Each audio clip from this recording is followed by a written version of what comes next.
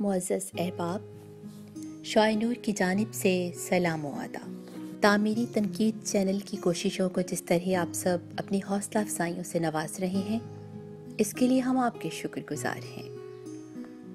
تعمیری تنقید چینل کا مقصد معروف و غیر معروف شعراء کی شاعری پر غیر جانبدارانہ، مخلصانہ و بے باکانہ تنقید و تفہیم سے شعر کی خوبیوں اور خامیوں پر گفتگو کر کے نئے شعراء ہی نہیں بلکہ شاعری میں دلچسپی رکھنے والے تمام حضرات و خواتین کی شعر فہمی اور شعری ذوق کو فروغ دینا اور شعر و سخن کی مجموعی فضا کو خوشگوار و پروقار بنانا ہے۔ کئی احباب کے مشوروں کے مطابق آج جس شاعر کی غزل پر افتخار راغب صاحب تنقید پیش کریں گے، ان کا تعارف آخر میں پیش کیا جائے گا۔ تو آئیے مطلع سے آغاز کرتے ہیں۔ شدت شوق میں تجدید گماں چاہتا ہے، قلب صد فہم چراغوں سے دھواں چاہتا ہے۔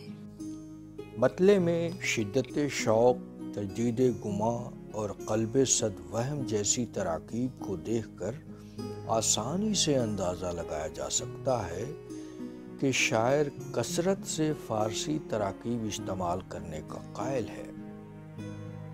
اس شعر میں شدت شوق، تجدید گماں، قلب صد وہم اور چراغوں سے دھواں چاہنا نے شعر کی تجسیم کی ہے۔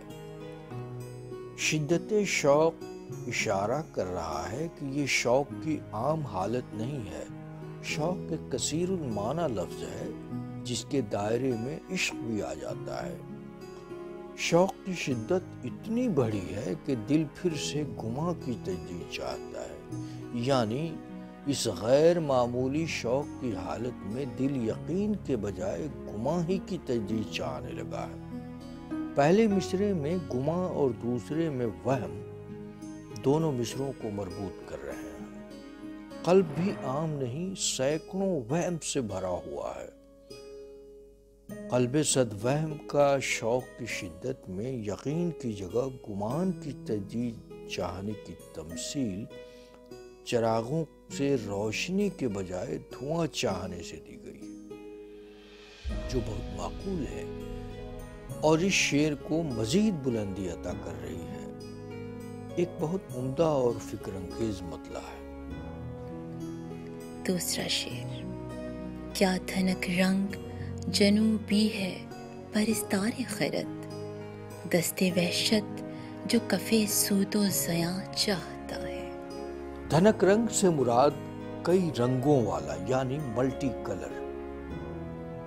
پہلے مصرعے میں ایک سوال کیا گیا ہے جس میں ایک دعویٰ بھی پوشیدہ ہے جس کی دلیل دوسرے مصرعے میں پیش کی گئی ہے۔ یعنی سوال اٹھایا جا رہا ہے کہ کیا دھنک رنگ جنوں بھی عقل کا پرستار ہے، جس کی وجہ سے دست وحشت اب سود و زیاں یعنی نفع و نقصان کے کف کا طالب ہے۔ یہاں کف ہتھیلی نہیں بلکہ جھاگ کے معنی میں ہے۔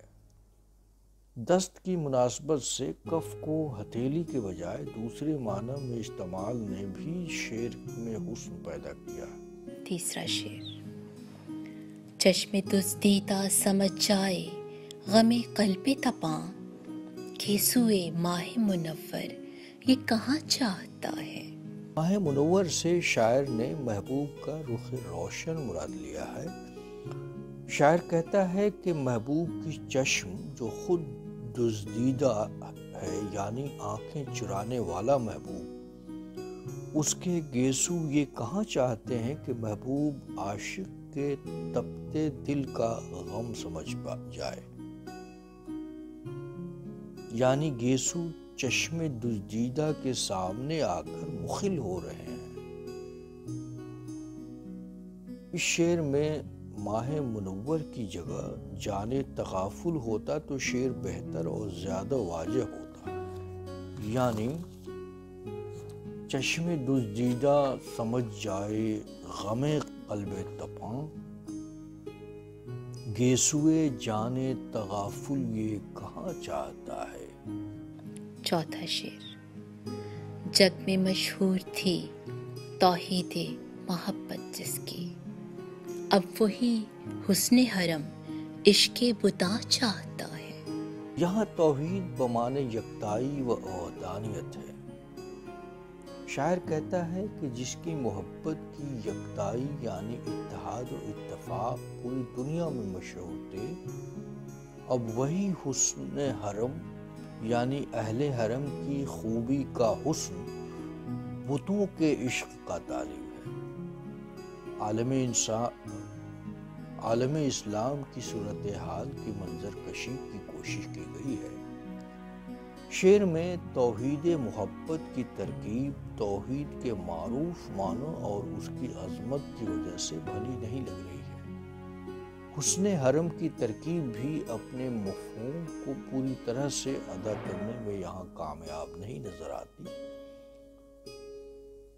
شعر اس طرح ہوتا تو مفہوم زیادہ واضح ہوتا کہ عشق توحید تھا مشہور جہاں میں جس کا، اب وہی شیخ حرم عشق بتاں چاہتا ہے۔ 5واں شعر۔ زندگی نقشے کفے پا کے بنا کچھ بھی نہیں، راستہ عمر کا ہر گام نشاں چاہتا ہے۔ یعنی زندگی بغیر رہنمائی کے بے معنی و بے مقصد ہے، کیونکہ عمر کا راستہ ہر گام پر کوئی نشان راہ چاہتا ہے، ورنہ گمراہی کا اندیشہ ہے۔ پہلے مصرعے میں کچھ بھی نہیں کی جگہ مشکل ہے ہوتا تو شعر زیادہ آسانی سے حلقہ فہم میں آتا، لیکن کچھ بھی نہیں میں شعریت زیادہ ہے۔ 6واں شعر۔ چشم تر زلف پریشاں کا نہیں میں طالب، دل میرا سوزے دروں درد نہاں چاہتا ہے۔ چشم تر اور زلف پریشاں کی طلب نہ کر کے شاعر کا دل سوزے دروں اور درد نہاں کا طالب ہے، یعنی وہ آنسو بہاتی ہوئی آنکھیں اور دیوانوں کی طرح بکھرے ہوئے بال نہیں چاہتا جس سے اس کا عشق ظاہر ہو، بلکہ وہ حقیقی عشق کا طالب ہے جس میں سوزے دروں اور درد نہاں ہو، یعنی اندرونی تپش اور چھپا ہوا درد چاہتا ہے۔ ظاہری عشق پر باطنی عشق کی برتری کو ظاہر کرتا ہوا بہت عمدہ شعر ہے۔ مقطع۔ ساز جذبات تخیل میں نہ یوں چھیڑ شہاب، تاری احساس خیالوں سے زباں چاہتا ہے۔ کمال کا مقطع ہے۔ شاعر کہتا ہے کہ اے شہاب، جذبات کے ساز کو اس طرح تخیل میں مت چھیڑا کر، کیونکہ میرے احساس کا تار خیالوں سے زبان کا طالب ہے تاکہ واضح طور پر اپنی بات کہہ سکے۔ جذبات کا ساز مبہم انداز میں اپنی بات کر رہا ہے۔ غزل سے اندازہ لگانا مشکل نہیں ہے کہ شاجیب شہاب کثرت سے فارسی تراکیب کا استعمال کرتے ہیں، جن میں بعض نادر و نایاب بھی ہوتی ہیں اور کہیں کہیں شدت شوق محمل تراکیب بھی گھڑنے پر مجبور کر دیتی ہے۔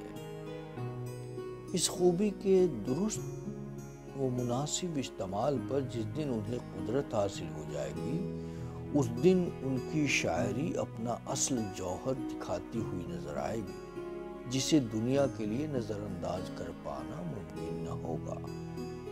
مجموعی طور پر بہت عمدہ غزل ہے۔ شاجیب شہاب اگر سنجیدگی سے شاعری کرتے رہے تو ان کی شاعری نادر و نایاب اسلوب کے جوہر بکھیرتی ہوئی اردو شاعری میں ایک اہم اضافے کے طور پر سامنے آتی ہوئی نظر آ رہی ہے۔